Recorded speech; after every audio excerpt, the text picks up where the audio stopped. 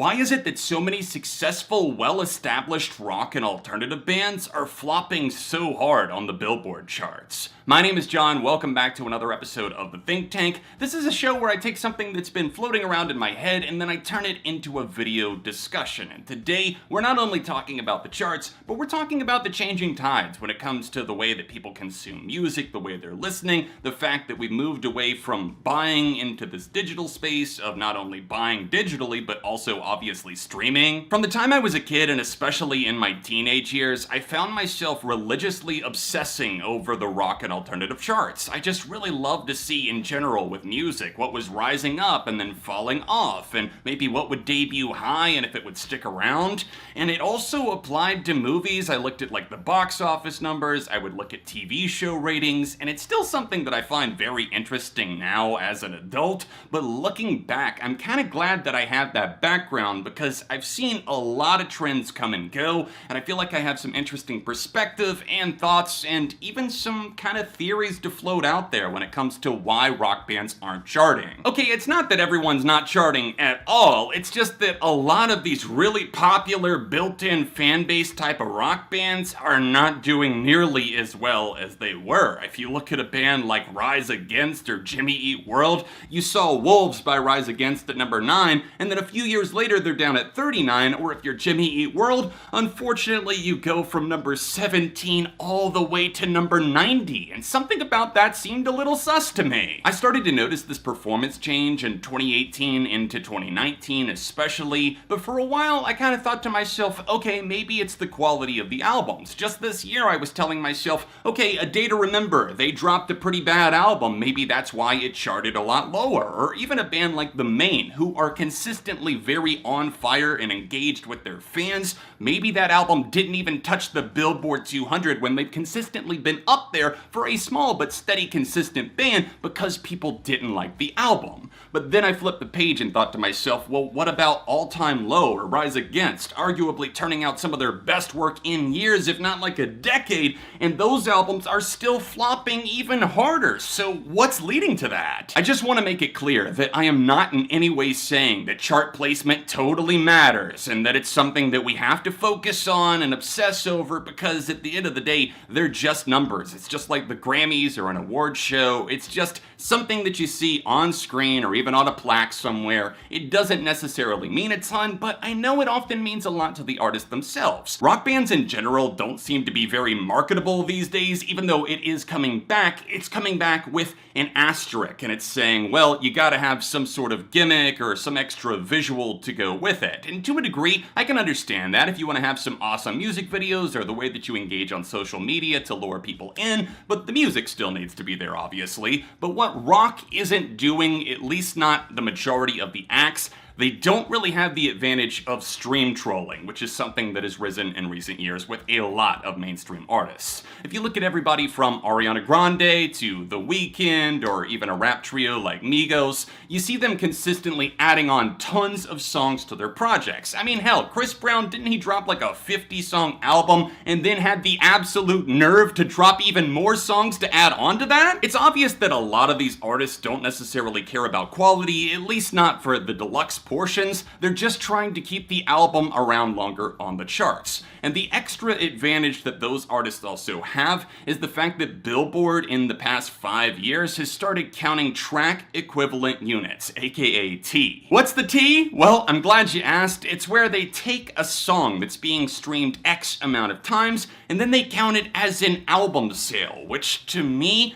doesn't really make sense. It makes these albums stay forever on the charts, like the success of Blinding Lights and In Your Eyes, Save Your Tears, all these other songs that maybe are being streamed way more than some of the deep cuts on The Weeknd's After Hours. That pushes the album to stick around on the charts, and it mainly stays inside of the top 10 or the top 20 because of the success of some of its singular songs and not the entire album necessarily. It's not to say that those albums aren't being consumed as a whole, it's just that the singles are outperforming that. I mean, why do you think Maroon 5's Jordy is certified gold? I know damn well it's not because it actually sold 500,000 copies, it's because of the singles like Memories that boosted up the charts for so long that it ends up certifying the album in some sort of ass-backwards relative of success. It's almost like, couldn't we just adjust that to maybe be like the first 4 weeks we count the track equivalents, but after that it needs to be based on the entire album being streamed or maybe purchased, obviously, but it doesn't seem like Billboard is interested in that, despite the fact that they are consistently shifting their rules. People are always looking for loopholes and ways to exploit the charts, and rock hasn't been able to necessarily keep up with that because they tend to have more confined albums, ones that don't always go overboard in terms of the excess of adding on dozens of extra songs. It's expensive to have an entire band come into the studio, and then you gotta pay for mixing, mastering, have a producer, have everybody fly in, track their parts, write the songs, and all of that to a major label doesn't look very lucrative. And even the ones that are on major labels, it doesn't seem like they know what to do with their successful veterans like Jimmy Eat World, Rise Against, and even newcomers who are recent to a major label like Waterparks. Their newest album, instead of charting at number 32 on an independent label like Hopeless, they moved down to number 42 despite the fact that I think they thought they were gonna get even bigger. Lovers of all things rock, I can feel your heart breaking from here. 1, because we have a telepathic connection, and 2, because I pay attention to what's going on the charts and the bands that actually are having success. The importance of actually buying an album that you like or else really love from a band that you have a big interest in, if you want to support them directly, not only in terms of their chart endeavors, but also maybe just continuing the band at large, buying an album still means everything. There's some success stories in recent times that I can point to. Chevelle are one of those bands. Their most recent album, Neurodius, charted at number 9, only 1 spot lower than their album The North Corridor that came out 5 years before that. Manchester Orchestra came in with The Million Masks of God at number 31, which was actually 2 spots higher, with bigger first week numbers than A Black Mile to the Surface in 2017. French metal band Gojira struck back with Fortitude, their first album in 5 years, and they bucked the trend by going 12 spots higher, debuting at number 12 on the US Billboard 200 album charts, and they sold 10,000 more first week. Deftones is another major example. They dropped an album last fall and it outperformed expectations, with Ohms debuting at number 5. After 4 years away, their previous entry in 2016, Gore, came in at number 2, and it was not a steep drop-off at all. What the hell do all of those bands I just mentioned have in common? Well, they all have built-in fan bases, number 1, but they also have fans that are still willing to check out, support, and buy the new albums, not just the old ones from the bands that they love. I like to like Deftones, and then the obvious number 1s on Billboard in recent times, like Tool with their big comeback and Slipknot. These are all big accomplishments for rock, but it doesn't happen for everyone, because sometimes I think a lot of rock bands just kind of fall off in terms of connecting to their fans. But if there's a band like Chevelle that are willing to go out and say, hey, this is the number 1 thing that you can do to help connect with us and support us, everything like that, and they push it hard on socials, well, it pays off in a big way, because Chevelle was a massive success story, as with all of the other albums I just mentioned. One major advantage that rock music does have is the fact that they have fans that want to support these bands and these artists by buying up the physical copy, whether that's vinyl, CD, whatever. They go to the show, they buy the shirts, they buy the music, and that's built-in revenue and support. And especially in these trying times, it makes a lot of sense that people would want to do that. With the resurgence of vinyl as a physical medium in particular, you would think that this would really help offset the fact that they're falling down the charts, but unfortunately that's not always true. Even with people buying that, and maybe the rock band does top the actual album sales charts,